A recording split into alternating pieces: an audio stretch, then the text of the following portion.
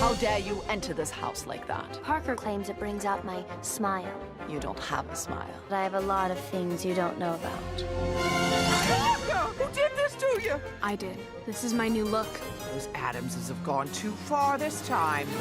I was curious if you two had met before this film, because we just met. you just Yeah, we met. just For met.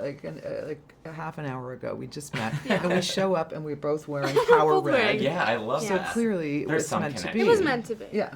Because you both have this, like, I mean, the shared history with, you've done voices in the Despicable Me movies, which is funny, so I wondered if this was the first time. So, I mean, knowing that especially, how does it feel to be like, okay, I'm going into this and I'm voicing Allison Janney's character's daughter, and vice versa? Is that weird to kind of play family and not really know the other side? It is a little bit. I mean, it is, but like, voiceover is always weird with that because Sure. you don't like meet the other people. I played Steve Carell's daughter twice, and I met him very briefly one time. Yeah.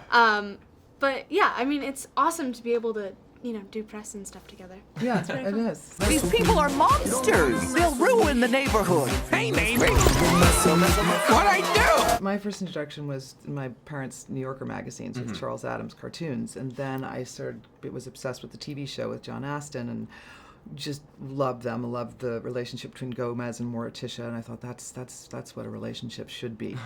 Gosh, I just fell in love with them. I loved Addams Family Values because that was around my time. Sure. Yeah, but I mean, they're so iconic and timeless, and I think it's important we have another incarnation because number one, it's animation, and they can like be true to the original comic designs. Yeah, and I think it has a lot of relevant messages for today.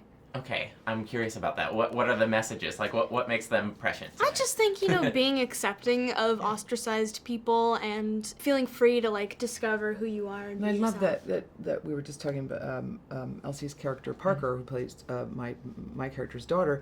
She's going through a time trying to find who she is, and she feels like an outsider at school. And so her relationship with Wednesday was the ultimate outsider, that they learn something from each other, and Yeah. it helps her become who she is, and Yeah, and in a way, then she feels accepted by this community. Yeah. Yeah, so I think that's very special. and my character learns a huge lesson from the Addams Family, huge, big. life-changing lesson, Definitely. and she actually is better for having met the Addams, and I think everyone in the world is better for having met the Addams Family. I agree. And Seriously. the hair on her is I mean, come on. Amazing. something. I Iconic. wonder how it even works. but I don't know. I would think it's a love- helmet.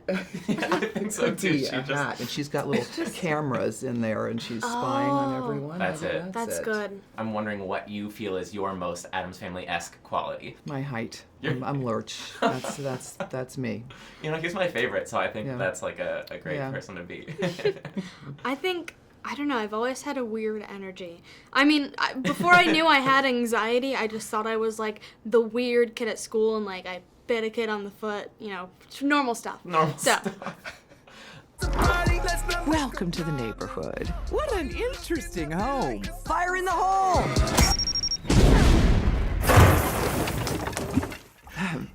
You sunk my battleship.